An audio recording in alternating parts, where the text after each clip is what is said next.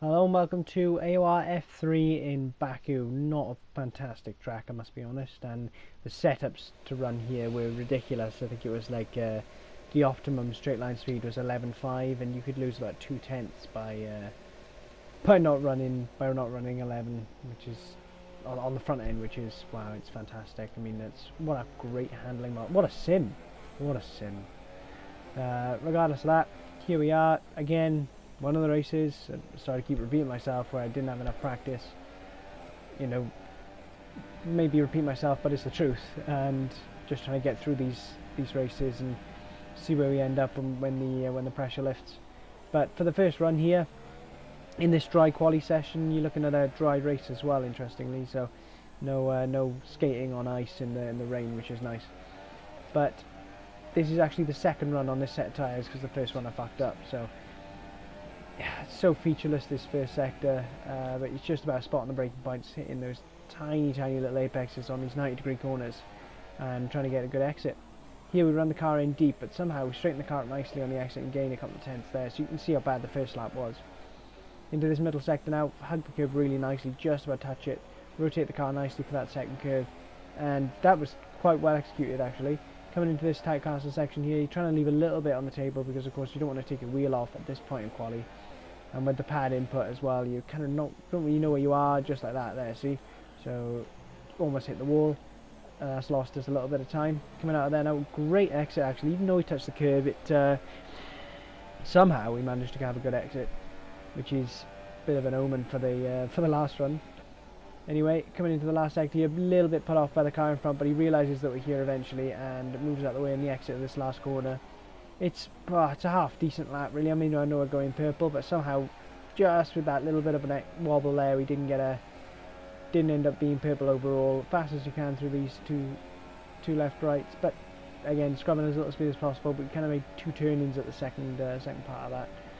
Coming up to the line now, Vic Star's done a really fantastic lap, and that's going to void us. And Grady's just gone faster straight away, so it's voiding us off any provisional pole.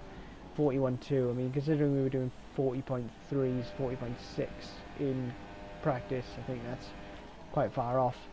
Anyway, this is the second run on this set of tyres and the end of quali, because the first run I belted that one too. Turn 2 now, just touch the curb there. You see Justin settles the car, and that's a big kick of oversteer. There's just bleeding time all the way down the straight. It's so painful to watch that delta rise.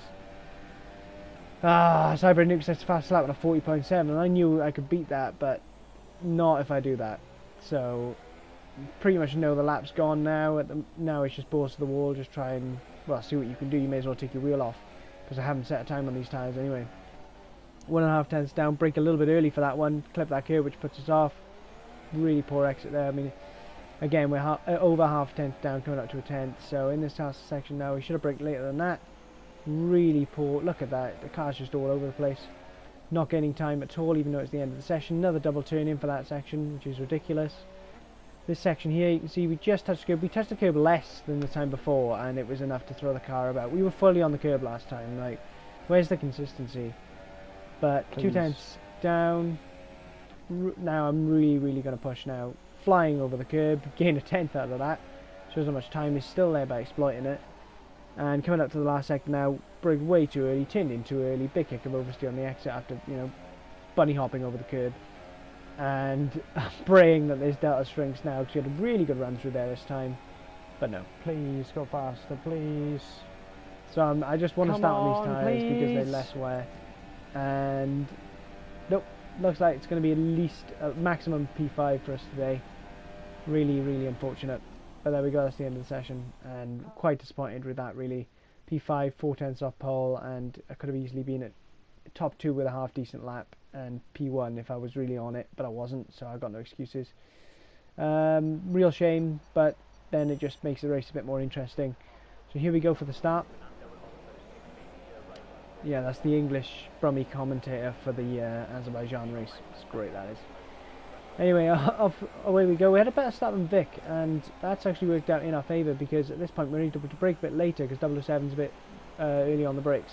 And we managed to go around the outside there, just pull in front of him here so he doesn't try diving back up the inside. Went up the inside of McGrady, but just touching the curve there. I didn't want to go Bottas Raikkonen from this season because that could have really ended in tears. So, coming off the back of McGrady here, and the usual braking point for this corner is 100 metres, and he's braked at about 130, and I don't know how I avoided that. Vic almost went into the back of us. He's lost the position to Mazzez, so almost took us both out. And Mazzez is right behind us now, so I'm looking now, if Grady's sort of a bit unsettled, I'm looking to get past him straight away. But really coming to this section against a wheel user, you've got no chance. So it's just sit and wait really. And couldn't really get close enough by the second lap. You see he's found his feet a little bit now and pulled away, but he just makes a mistake here. He ends up in the wall. You can see a bit of front wing fall off there. So I take my chance and I'm like, right, I'm not going to wait for DRS. I'm going to go straight up the inside here. Really over the curb, trying to give him as much room as possible. I was well ahead before the apex. He's in the slipstream now. I was banking on him probably pitting, but that's given Mazzez a great tow, and up he comes behind him. But Mazzez didn't get us on the end of the straight. McGrady, we were all safe from that. Lap 3 now. Here comes Mazzez. This is what slipstream and DRS looks like. He was a good 5 to 10 car lengths back, and he's just passed us out of nowhere. So that's what it looks like when you put slipstream and DRS. But people have already left the session by lap 4, so we don't have that. As you can see here, watch.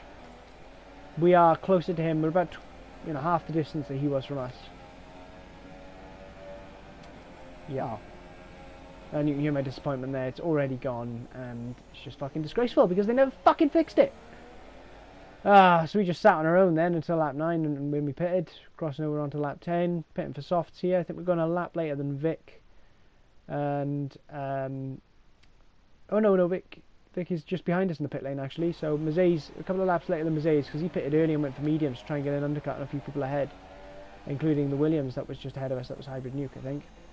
So he's played an alternate strategy to try and get ahead, but we've maintained a good gap to Vic, and we're just trying to race our race really. We're nowhere near that pace. So a couple of laps later we've caught up to 007 Professional. He must have had a poor out lap or something, or just been not that confident on the soft tyres. So we caught right up, but as you can see, we really didn't catch up that well on the straight. And as you can see here, DRS open, slipstream. Oh yeah, there's no slipstream for me. So it's not really fair that some people get it and some people don't, but the only thing people can do is get the contract to someone else and have competent people make the game. But anyway, this is lap 23. I've been stuck behind 007 for so long that my DRS has failed for the 3rd successive race, and there's been about 5 failures in total in real life. Ha! We go for realism! Yeah, but anyway, he makes a mistake here, runs wide, I think he just touches the wall or manages just to avoid it, but we've taken a chance and we've gone straight for it. Outbraking around the outside, leave him enough room.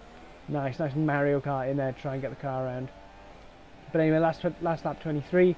But luckily for me, he didn't have slipstream either. So Mazzez was further back than that, but as you can see, even with DRS, he can't get anywhere near me. And I know my DRS is broken, so I can't fall back behind, because that really would be curtains.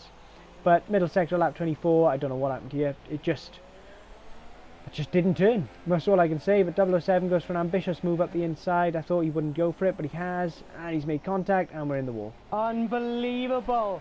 So as you can hear, I wasn't really happy with that, but you can just see that there's contact here, and you get skated wide. I tried hitting the brakes to stop that, but then I get damage from it somehow. It says my wing scraped the wall. I get a bit more damage from it as the indicator pops up and shown. But he never gave the place back, and that's the end result. I was this far behind him at the end of the flag. He's weaving in celebration, I guess, but I did speak to him afterwards, and he didn't realise there was any contact, and well, as you can see, I clearly got bumped and put in the wall. So I submitted that, and Stewart said no further action because I didn't get any damage. So contradicting on what I actually said, he thought it'd be really good to say that I didn't get damage when I actually did, and the game shows that I did. So that's really good Stewart in there. But it was no further action, so the positions stand where they are. I get P4 out of that. I feel a little bit robbed, to be honest with you, but yeah, nice DRS failure, nice lack of slipstream, and just generally not on the pace. Pretty miserable race. But, I mean, it could have gone a lot worse, so what can you say? Anyway, that's the end of that one. See you next time.